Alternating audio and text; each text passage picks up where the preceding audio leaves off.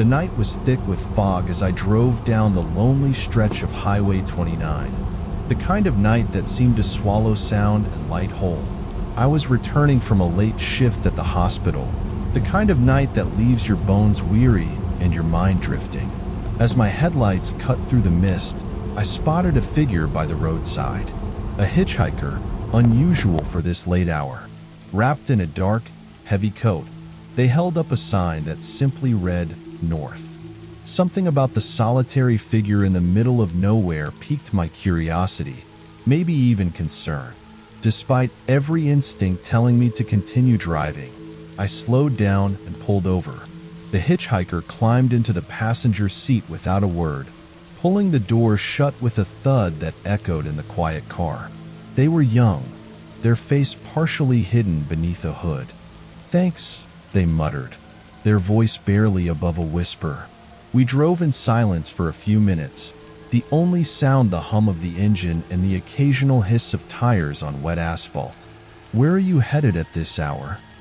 I finally asked, trying to make conversation and perhaps understand this mysterious passenger a bit better. "Just north. Far from here," was the cryptic reply. As we continued, an uneasy feeling settled over me. The hitchhiker's presence filled the car with a palpable tension. They shifted uncomfortably in their seat, their gaze never meeting mine, always staring ahead into the fog. Suddenly, they pointed to a narrow, barely visible side road.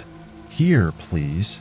This wasn't a road I was familiar with, even though I'd traveled this highway countless times. Reluctantly, I turned off, the car's headlights revealing little more than a dirt path winding through dense woods. "Why here?" I asked, my voice tinged with suspicion. The hitchhiker finally turned to look at me, their hood falling slightly to reveal eyes that seemed far too weary for their youthful face. "Because it's where I'm always picked up and dropped off," they said, a note of sadness in their voice that chilled me. Before I could respond, they opened the car door, stepping out into the darkness. "Thank you for the ride," they called back, then disappeared into the mist as if they had never been there at all. Shaken, I quickly turned the car around and headed back to the highway. When I glanced at the passenger seat to make sure they hadn't left anything behind, I noticed a small, worn notebook. Curiosity overcame my fear, and I opened it. Inside were entries dated back years, each one detailing a journey taken from and to the same obscure road on Highway 29. The final entry was dated that night, with just my description and the words, "Always the same, yet always different. Thank you for not forgetting me." I drove home with a heavy heart, the mysterious hitchhiker's words echoing in my mind. Over the next few days, I tried to find that road again, but no matter how many times I drove north on Highway 29, it never appeared. Now, every time I pass by where I think it should be, I can't help but wonder about the hitchhiker, stuck in a loop of rides with strangers, forever trying to get somewhere they can never reach. And sometimes, late at night, I think I see a figure by the roadside, just waiting for the next kind soul to offer a ride.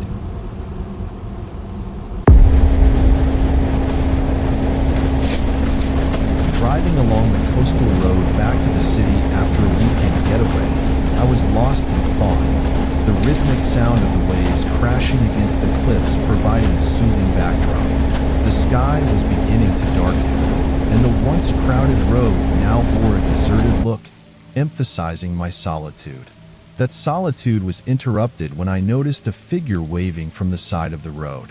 As I got closer, I saw it was a young man, soaked to the bone as if he'd been caught in a downpour, though there hadn't been a drop of rain all day. Curiosity overcame my hesitation, and I slowed down, pulling over.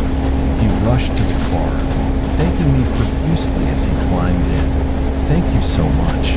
I'm headed to Cedar Grove," he said, pointing north. Something about his earnest expression and the urgency in his voice pushed away any doubts, and I nodded, merging back onto the road. As we drove, he seemed eager to chat, his words spilling out in a nervous stream. He told me about his hiking trip gone wrong, how he had gotten lost and ended up far from his campsite. But as the miles passed, his story began to unravel slightly, details mismatching, and his glances became furtive. Feeling the atmosphere shift, I asked, "How far did you say you need to go?" "Just keep driving north," he said, a sharp edge to his voice that hadn't been there before. The air grew thick with tension, and a silent alarm went off in my head. I glanced at the fuel gauge, which was nearing empty, a perfect excuse. "I'll need to stop for gas soon," I mentioned, watching for his reaction. He stiffened, then relaxed, chuckling. Of course. There's a station not far from here, just by the old mill road." As we approached the said gas station, I signaled and pulled in. "I'll be just a minute," I said, but instead of heading to the pump, I went straight inside the convenience store. Under the pretense of paying for gas, I asked the clerk to call the police.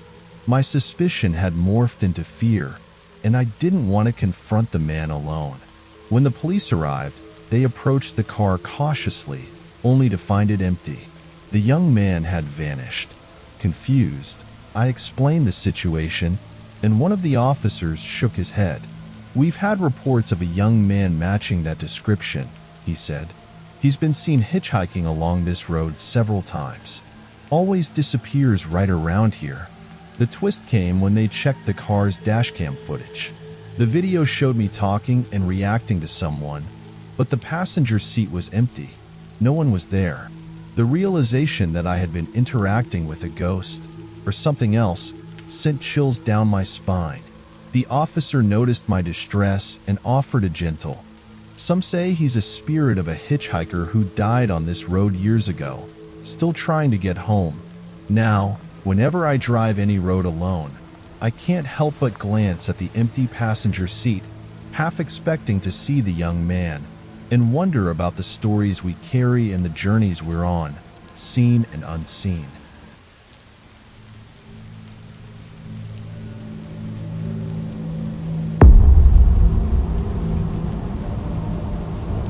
The road had always been a place of reflection for me, a space where I could escape the complexities of life and just drive. That evening was no different. As I drove my usual route home, a winding stretch of highway surrounded by dense forests known only to locals as the Vanishing Mile, I noticed a figure emerging from the shadows. It was a young woman, her thumb jutted out in the universal symbol of a hitchhiker needing a ride. Given the late hour and the road's notorious lack of streetlights, seeing someone out here was more concerning than it was surprising. Compassion overruled caution, and I pulled over. The woman, soaked from the evening mist, thanked me as she got in, her eyes darting around nervously as if she were being followed. "I'm headed to Ridley," she said hurriedly, tucking a loose strand of hair behind her ear. "It's urgent." Ridley was another 30 minutes up the road, a sleepy town with little more than a gas station and a few stop signs. We drove in silence for a few miles, the only sound the steady beat of the wipers against the windshield. Attempting to break the uneasy silence, I asked, "Everything okay? You seem tense."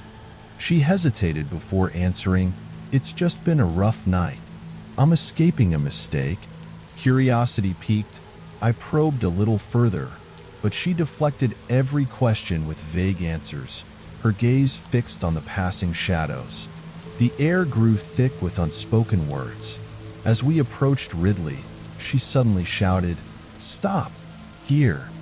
Surprised, I braked hard. We weren't yet in Ridley, but at a crossroad that led deeper into the forest. "Why here?" I asked, puzzled and slightly alarmed. She pointed to a narrow, almost hidden dirt path that veered off the highway. "My friends are waiting down there," she said quickly, her voice trembling slightly. Something didn't feel right. The path looked rarely used, overgrown with weeds and dark even under the faint moonlight. "Are you sure? I can take you into town first," I suggested, hoping she would reconsider. "No, they're just down the path. Please, I'll be fine." she insisted, opening the door and stepping out into the night. As she walked away, the unsettling feeling in my gut grew. On impulse, I waited, watching her figure recede into the darkness.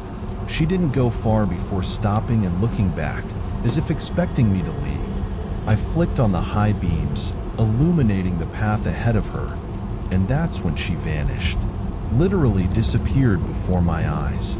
Stunned, I got out and checked the area where she had been seconds before. There was nothing.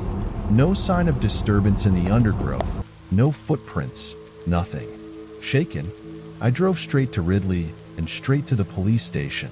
When I described the woman and where I had dropped her off, the officer's face went pale.